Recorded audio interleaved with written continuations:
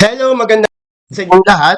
Excel 101 po tayo. Number 1, paano gumamit ng automatic na colon? Ibig sabihin, pag nag-type ako ng Mr. A dito, may lalabas siya na colon. Diba? Ngayon, paano natin siya gagawing automatic?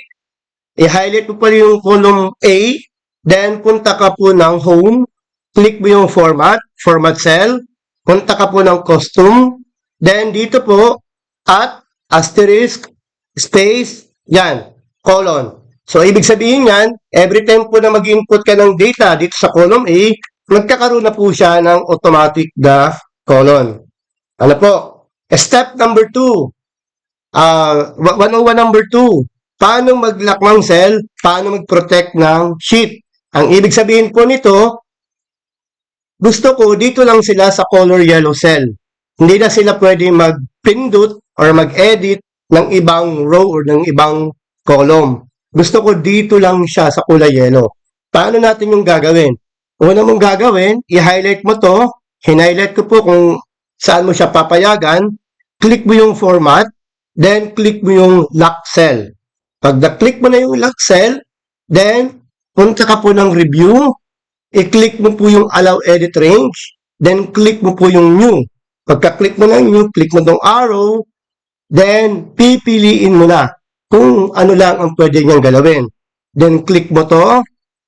Click mo yan. Then, protect sheet. Let us say, lagyan natin ang password. 1, 2, 3, 4, 5. Then, bawal siya mag-select ng lock cell. So, okay. I-re-input mo lang yung password. 1, 2, 3, 4, 5. Okay. So, kung makikita mo po, dito lang siya pwede mag-edit. Diba? Dito lang siya. Pagdating po dito, hindi niya yan may edit, hindi niya po yan ma-access. Yan po ang ibig sabihin ng lock cell and allow user to edit range. Kung gusto mong i-unlock, punta ka lang po ng unprotect sheet, i-type po yung password 1, 2, 3, 4, 5. So, okay po. Paano naman po yung protect workbook? Ang ibig sabihin ng protect workbook, yung parang dito sa sheet na yan, halimbawa, mag-i-insert ka ng panibagong sheet. Halimbawa lang. Ngayon, kung marami ka na pong sheet na naka-open at ayaw mong may ma-delete na sheet na ginawa mo, gagawin mo po yung protect workbook. Paano yung pag-protect ng workbook? Dito pa rin sa review, protect workbook. Pag clinic mo po yan, sabihin na lang natin 1, 2, 3, 4, 5 ang password. 1, 2, 3, 4, 5. Pag na-protect na yung workbook, pag clinic mo to, makikita mo po, bawal na silang mag-delete, mag-hide ng mga open na sheet na ginawa mo. Yun po ang ibig sabihin ng protect workbook. Then, ano naman po ang ibig sabihin ng protect to open the file? Let us say, isi-save natin itong file na to. I-save natin. Pag sinave mo to, i-save natin sa desktop. Then, dito po sa tools, ayan sa tools, piliin mo yung general option.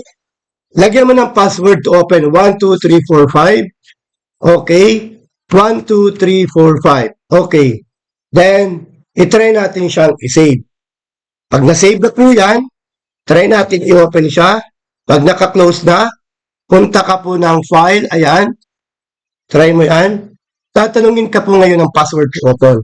1, 2, 3, 4, 5. So, yan lang po yung ating Excel 101. Maraming salamat po.